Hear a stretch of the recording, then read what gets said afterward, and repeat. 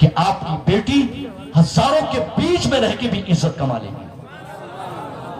आप दिल्ली में दूसरों के साथ बेहुरमती करेंगे, कल या छत में आपके घर के बच्चे और बच्चियों के साथ बेहुरमती करने के लिए दूसरे खड़े रहेंगे। ट्यूशन और स्कूल जाते वक्त अक्सर और बेशतर ऐसा होता है। हम भी एक स्कूल के छोटे मोटे मास्टर हैं। बच्चों की उपस्थिति स्कूल में तो हो जा रही है, ये बच्चे क्यों नहीं जा पा रहे पढ़ने के लिए? 45 बच्चे कल 45 बच्चियां कल थी और सिर्फ 5 बच्चे थे। लड़के 5 पढ़ने के लिए गए, लड़कियां 45। ये और बाकी लड़के किधर चले गए? अब यही लड़के कल हो बोलेंगे कि हमको जहेज में चाहे करे 5 लाख कैश भी चाहिए, गोदरेज लेटेस्ट चाहिए, वॉशिंग मशीन गोलवा वाला चाहिए, घूमने वाला गोलवा हुआ घूमने वाला चाहिए। किसको? वही टिप्पा छाप लड़का जिन्होंने पूरी जिंदगी सिगरेट पीने में खत्म कर दी। आप लोग जब शादी कराओ ना किसी की, उस वक्त आप उस घर वाले का घर और मकान मत देखिए, खानदान और ये पानदान मत देखिए कभी, किसका खानदान कितना बड़ा, पानदान कितना बड़ा।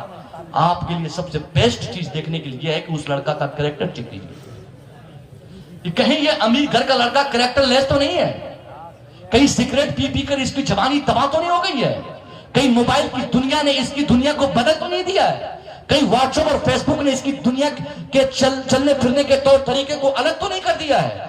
अगर वो करोड़पति का बेटा है ना, तो जूतियों की नोक से उसके ठोकर मारकर किसी झोपड़पट्टी में रहने वाले, नमाज रोजे की पाबंदी करने वाले गरीब बच्चे से अपनी बेटी की शादी कराने को तरजीह दीजिए। अमीर घर के आवारा लड़कों को कभी मत बुलाएं, क्योंकि आपकी बेटी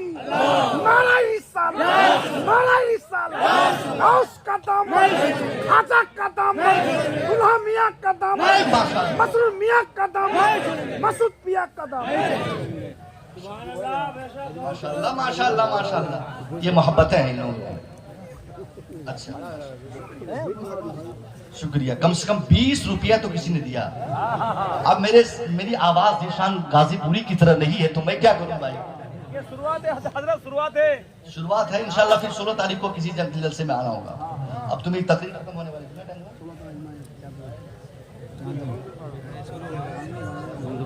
10 मिनट और मैं बोलता हूँ, सुनिए। हमारी बच्चों की खुशी जिस घर में होगी उस घर में ईमान होना चाहिए। आजकल नौकरी देखा जाता है, सर्विस होल्डर देखा जाता है, ये नहीं देखा जाता कि लड़का कितना अच्छा है। ये नहीं लोग डिसाइड कर पाते कि वो लड़का हमारी बेटी की जिंदगी पार लगा क्या कि नहीं। अक्सर देखा गया है पैसे वालों का पांव रास्ते से हट जाता है, उसके घर में कोई इस्लाम का कानून नहीं। हम बेटी ब्याह दी है मकान देखकर, बेटी ब्याह दी है उनकी दुकान देखकर, अपनी बेटी को हमने भेज दिया दुल्हन बनाकर उनके घर सिर्फ पैसा देखकर। नतीजा, हमारी बेटी एक रात भी सुकून की नींद उस अमीर के घर में नहीं ले पाती। बिस्तर मखमली होगा, टाइल्स लगे रहेंगे, एयर कंडीशन रूम होगा, मगर उसका हस्बैंड रात के 12 बजे शराब पीकर आकर उसकी बेटी को गालियां देता नजर आएगा। मुसलमानों, ऐसे लड़कों से आप लड़कों को अपने घर का दामाद बनाते ही क्यों हो, जो लड़के आपकी बेटी को परेशान करने में कोई कमी ना छोड़े। एक दिन आके डिसाइड कर लो कि रात के 10 बजे जो अब मोहल्ले के लड़कों के साथ घूमकर आवारगी करके सिगरेट दारू भांग धतूरा पीकर हमारी बेटी के बेडरूम में आएगा, ऐसे लड़कों से शादी नहीं करेंगे। अगर शादी करानी हो तो नमाज इशा के बाद जो लड़का एक पारा कुरान पढ़ने का आदी हो, आंख बंद करके अगर वो ठेला चलाने वाला लड़का हो, उसके साथ अपनी बेटी को ब्याह दो। अल्लाह की कसम, आप भी खुश रहोगे कयामत तक आपकी बेटी के हमेशा। क्योंकि वो लड़का ईशा के बाद कभी सिगरेट पीने के लिए घर से बाहर नहीं जाएगा, बल्कि ईशा के बाद वो कुरान पाक तलाश करेगा कि एक पारा कुरान पढ़ा जाए, और फिर इसके देखा देखी नतीजा उन सिगरेट पीने वाले बच्चों के लिए क्या होगा। वो सोचेगा कि यार अगर मैं भी कुरान नहीं पढ़ूंगा तो कुंवारा नहीं जाऊंगा, मैं अगर बिगड़ल रहूंगा तो शादी नहीं हो पाएगी, मैं अगर ताड़ी शराब नहीं छोड़ूंगा तो कोई ब्याह नहीं कराएगा मेरी, इसलिए धीरे धीरे उन लड़कों को देखते देखते हमारा माहौल, हमारी सोसाइटी बदल जाएगी और आवारगी से हमारे बच्चे अलग हो जाएंगे। ये भी बदलने का एक तरीका है। आप पहले तरजीह दीजिए ना, आप किस बुनियाद पर, जब पैसों की बुनियाद पर शादी कराएंगे तो लोग पैसा तो मांगेंगे, चेहरा देखकर शादी कराएंगे तो लोग चेहरा की बात करेंगे। जब आप अखलाक देखेंगे, सीरत देखेंगे, किरदार देखेंगे।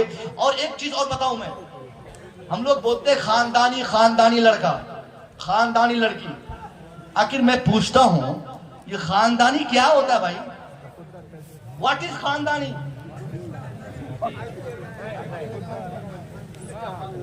खानदानी क्या बोलता है ना, खानदानी घर देख के थोड़ा देखिएगा, खानदानी होना चाहिए। अच्छा, तो आपका बेटा खानदानी है, जो ठेला चलाने वाला वो आसमान से टपका है।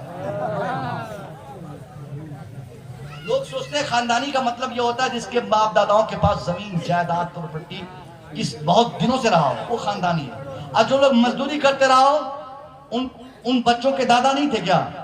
उनके परदादा नहीं थे क्या? उनके परदादा के परदादा नहीं थे क्या? कहीं बहता हुआ पानी में मिला था क्या वो? उसका भी तो कोई खानदान होगा।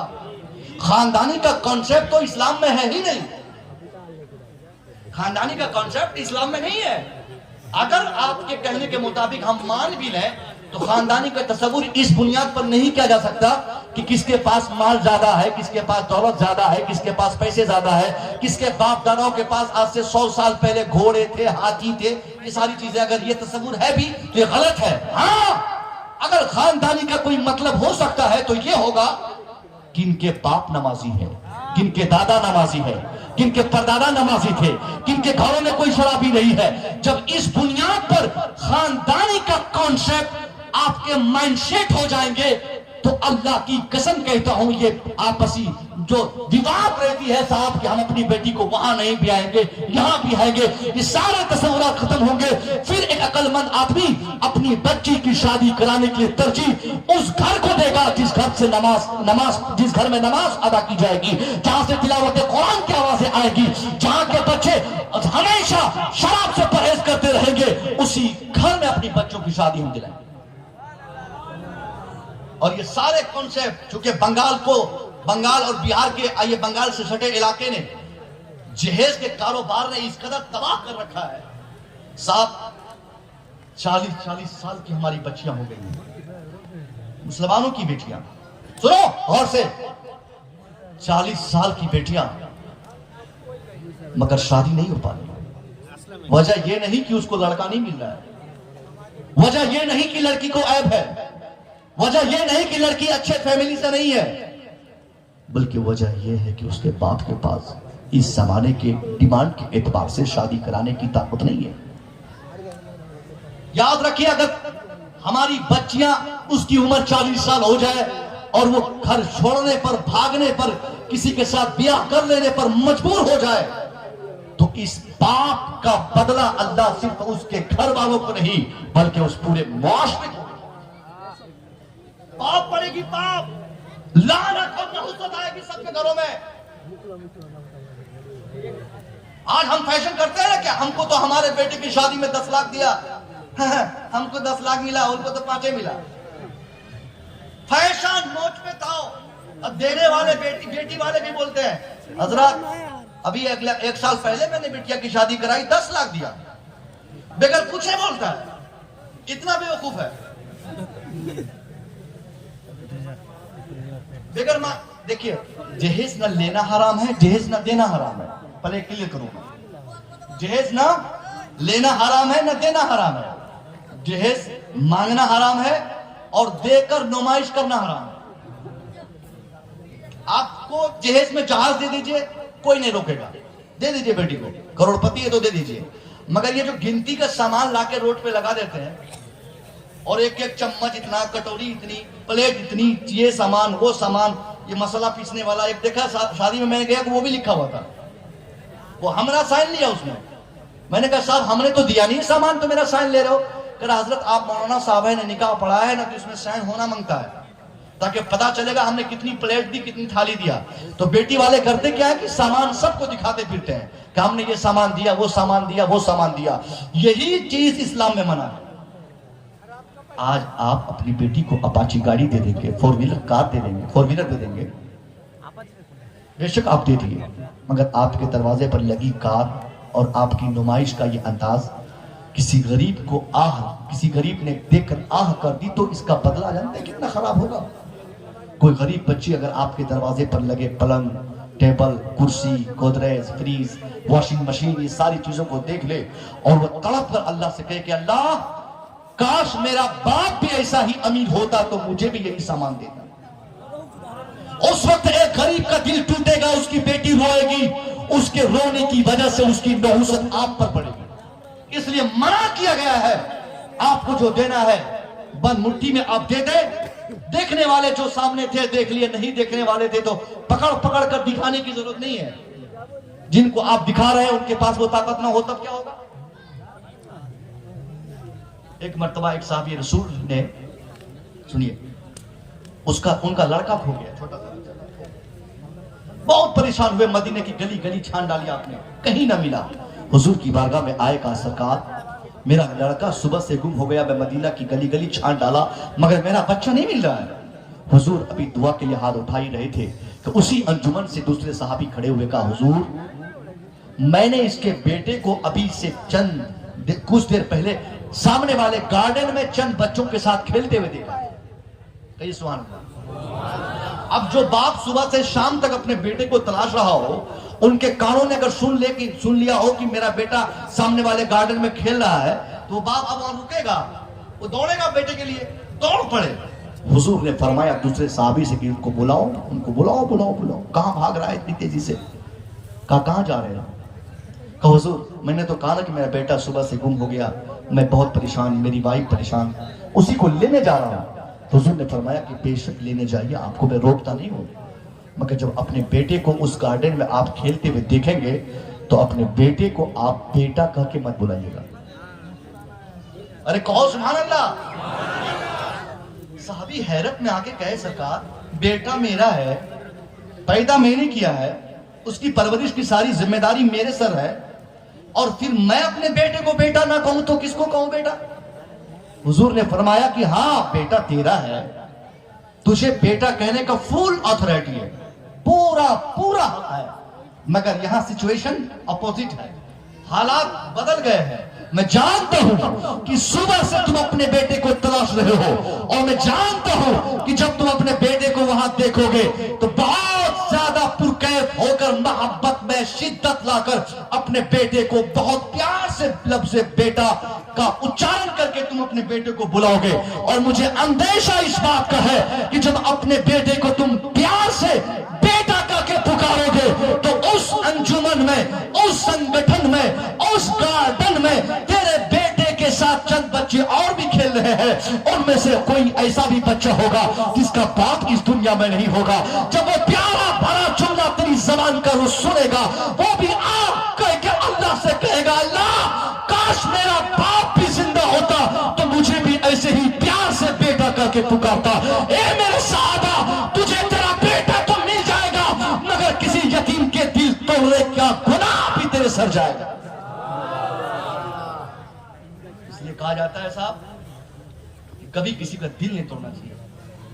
शेरवानी पहन लीजिए, अभी ये हमारे भाई साहब शेरवानी पहने, जीशान गाजीपुरी चले गए, शेरवानी पहन लीजिए, आप 5000 का कपड़ा पहनिए, पहन लीजिए, मगर कपड़ा पहनने के बाद जब आपके कैरेक्टर में थोड़ी चेंजिंग आ जाए,